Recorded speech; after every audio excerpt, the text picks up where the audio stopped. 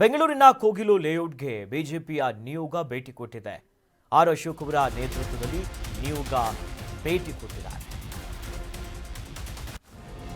Kogilu ಲೇಔಟ್ಗೆ BJP ನಿಯೋಗ ಭೇಟಿಯನ್ನ ನೀಡಿದ್ದಾರೆ. R Ashok ಅವರ ನೇತೃತ್ವದಲ್ಲಿ ಪರಿಶೀಲನೆಯನ್ನು ನಡೆಸಿರೋದು. ಮನೆಗಳ ತೆರವು ಸ್ಥಳಕ್ಕೆ ಬಿಜೆಪಿಗರು ವಿಸಿಟ್ ಕೊಟ್ಟರೆ ಅಶ್ವಥ್ ನಾರಾಯಣ ಅವರಿದ್ರು, ಚಲವಾದಿ ನಾರಾಯಣಸ್ವಾಮಿ ಅವರು ಕೂಡ ಆ ಸಂದರ್ಭದಲ್ಲಿ ಬಂದು ಪರಿಶೀಲನೆ ನಡೆಸಿದರು. ಸ್ಥಳ ಪರಿಶೀಲನೆ ನಡೆಸಿ ಮಾಹಿತಿಯನ್ನ ಕೂಡ ಸಂಗ್ರಹಿಸಿದ್ದಾರೆ. ಹೊಸ ಮನೆ ಕೊಟ್ಟಿರುವುದಕ್ಕೆ ವಿರೋಧವನ್ನು ವ್ಯಕ್ತಪಡಿಸಿದ್ದಾರೆ. ಅಕ್ರಮ ವಲಸಿಗರಿಗೆ ಮನೆಯನ್ನ ನೀಡದಂತೆ ಕಿಡಿಕಾರಿದರು. ಈಗಾಗಲೇ ಕೋಗಿಲು ಲೇಔಟ್ಗೆ ಸಂಬಂಧಪಟ್ಟಂತೆ ಅಕ್ರಮ ಮನೆಗಳನ್ನು ಯಾರು ಕಟ್ಕೊಂಡಿದ್ರು ಅದನ್ನ ತೆರವು ಮಾಡುವಂತ ಕೆಲಸ ಆಯಿತು. ನಂತರ ಇದು ದೊಡ್ಡ ಮಟ್ಟದ ರಾಜಕೀಯ ಜಟಾಪಟಿ ಕಾರಣ ಆಯಿತು. ದಿಢೀರಂತ ಮನೆಯನ್ನ ಒಂದು ಫ್ಲಾಟ್ ಬಾಕ್ಯವನ್ನ ಕೊಡ್ತಿರೋದಕ್ಕೂ ಕೂಡ ಆಕ್ರೋಶಗಳು ವ್ಯಕ್ತವಾಗ್ತಿದೆ. ಜೊತೆಯಲ್ಲಿ ಮಾನವೀಯತೆಯನ್ನ ಮರೆತು ನಿರ್ಧಾರಗಳನ್ನು ತೆಗೆದುಕೊಂಡ್ರ ಅನ್ನೋ ವಿಚಾರ ಕೂಡ ಇದೆ. ಒಟ್ಟಿನಲ್ಲಿ ಈ ವಿವಾದಿತ ಸ್ಥಳಕ್ಕೆ ಕೋಗಿಲು ಲೇಔಟ್ಗೆ ಬಿಜೆಪಿಯ ನಿಯೋಗ ಎಂಟ್ರಿ ಕೊಡ್ತು. ಆರ್ ಅಶೋಕ್ ಅವರ ವಿಪಕ್ಷ ನಾಯಕ ಆರ್ ಅಶೋಕ್ ಅವರ ನೇತೃತ್ವದಲ್ಲಿ, ಜೊತೆಯಲ್ಲಿ ಪರಿಷತ್ ವಿಪಕ್ಷ ನಾಯಕ ಚಲವಾದಿ ನಾರಾಯಣಸ್ವಾಮಿ ಅವರಿದ್ದರು, ಅಶ್ವಥ್ ನಾರಾಯಣ ಅವರಿದ್ದರು. ಹೀಗೆ ಬಿಜೆಪಿಯ ಮುಖಂಡರೆಲ್ಲರೂ ಕೂಡ ಆಗಮಿಸಿದ್ರು. ಬಂದು ಮಾಹಿತಿಯನ್ನ ಸಂಗ್ರಹಿಸಿ, ಜೊತೆಲಿ ವಲಸಿಗರು ಯಾರಾದರೂ ಇದ್ರೆ ಅವರಿಗೆ ಮನೆ ಕೊಡಬಾರದು, ಸರಿಯಾಗಿ ಸರ್ಕಾರ ನಿರ್ಧಾರಗಳನ್ನು ತೆಗೆದುಕೊಳ್ಳಬೇಕು, ಓಲೈಕೆಗಳನ್ನು ಮಾಡಬಾರ್ದು ಅಂತ ಕೆಲ ಕಾಲ ಅಲ್ಲಿದ್ದು ಪರಿಶೀಲನೆ ನಡೆಸಿ ಅಧಿಕಾರಿಗಳ ಜೊತೆ ಮಾತುಕತೆಯನ್ನ ನಡೆಸಿ ನಂತರ ರಾಜ್ಯ ಸರ್ಕಾರಕ್ಕೂ ಕೂಡ ಆಗ್ರಹಿಸಿದ್ದಾರೆ.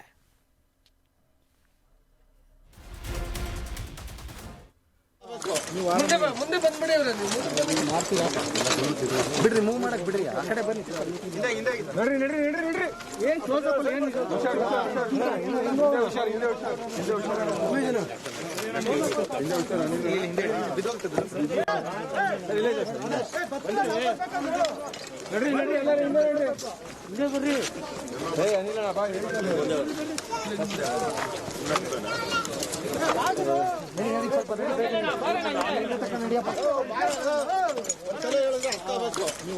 ಮುಂದೆ ಬಂದ್ಬಿಡಿ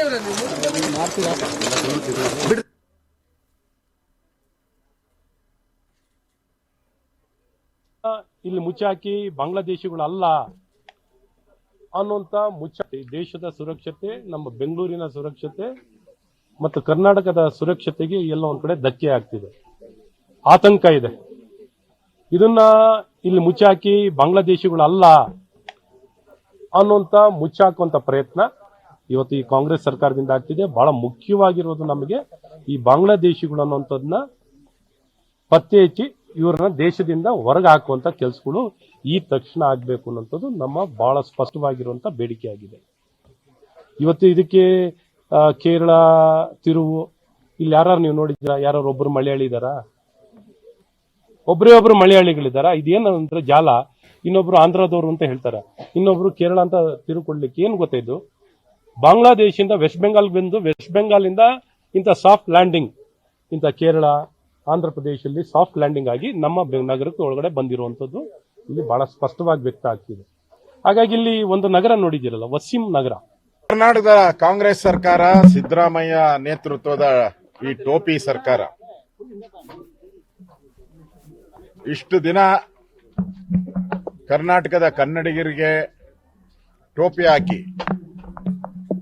ಇವತ್ತು ಕರ್ನಾಟಕದಲ್ಲಿ ದೇಶಗಳನ್ನ ನಿರ್ಮಾಣ ಮಾಡ್ತಾ ಇದ್ದಾರೆ. ಈ ಸರ್ಕಾರ ಬಂದ ಮೇಲೆ ಕರ್ನಾಟಕ ಮಿನಿ ಬಾಂಗ್ಲಾದೇಶಗಳ ಹಬ್ ಆಗ್ತಾ ಇದೆ. ನಾವು ಸರ್ವೆ ಮಾಡಿದಿರಿ. ನಾನು ಇಲ್ಲಿ ಬರಕ್ ಮುಂಚೆ ನಮ್ಮ ನಾಯಕರುಗಳೆಲ್ಲ ಇಲ್ಲೆಲ್ಲ ಇದ್ದಾರೆ, ತಮೇಶ್ ಗೌಡ ಎಲ್ಲ ಸರ್ವೆ ಮಾಡಿದ್ರಿ ಕಳೆದ 6-7 ದಿನದಿಂದ. ಎಲ್ಲರೂ ಕೂಡ ಇವಾಗ ನಾನು ಮಾತಾಡಿಸ್ದೆ, ಮಾಧ್ಯಮದಿಂದ ಮಾತಾಡಿಸ್ದೆ, ಕೆಲವರೆಲ್ಲ ಆಂಧ್ರ, ಅದೇ ಊರು ಪೆನಗೊಂಡ. ಅವಳು ಹೇಳ್ತಾಳೆ 25 ವರ್ಷದಿಂದ ಈ ಕೋಗಿಲು ಲೇಔಟ್ನಲ್ಲಿ ಏನು ಕೇವಲ 6-7 ತಿಂಗಳು ಅಥವಾ 1 ವರ್ಷದ ಒಳಗಡೆ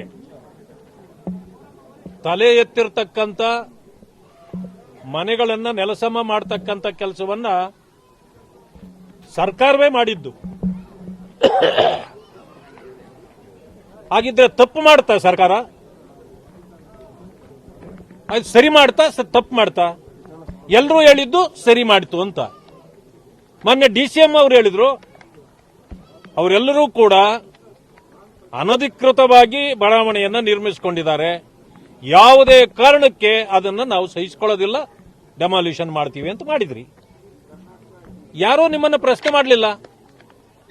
ಆದರೆ ಪಾಕಿಸ್ತಾನದಿಂದ ಟ್ವೀಟ್ ಬಂದ ಮೇಲೆ, ವೇಣುಗೋಪಾಲ್ ಅವರು ಟ್ವೀಟ್ ಮಾಡಿದ ಮೇಲೆ, ಪಿಣರಾಯಿ ವಿಜಯನ್ ಅವರ MP ಕಳಿಸಿದ ಮೇಲೆ ಇಲ್ಲಿ ಇದ್ದಕ್ಕಿದ್ದಂಗೆ ಸರ್ಕಾರ ಯೂಟರ್ನ್ ತಗೊಂಡಿದೆ. ಮಿಗಿಲಾಗಿ ಇಲ್ಲಿ ಒಂದು ವರದಿಗಳು ಬರ್ತಾ ಇದ್ವು, ರೋಹಿಂಗ್ಯಾಕ್ಸ್ ಬಾಂಗ್ಲಾದೇಶದವರಿದ್ದಾರೆ ಅಂತ. ಈಗ ಸಾಬೀತಾಗ್ತಾ ಇದೆ, ಇಲ್ಲಿ ನಾವು ಬರೋ ಹೊತ್ತಿಗೆ ಅವರನ್ನೆಲ್ಲರನ್ನೂ ಕೂಡ ಬೇರೆ ಬೇರೆ ಸ್ಥಳಗಳಿಗೆ ಶಿಫ್ಟ್ ಮಾಡಿದ್ದಾರೆ. ಮಂತ್ರಿಗಳೇ ಬಂದು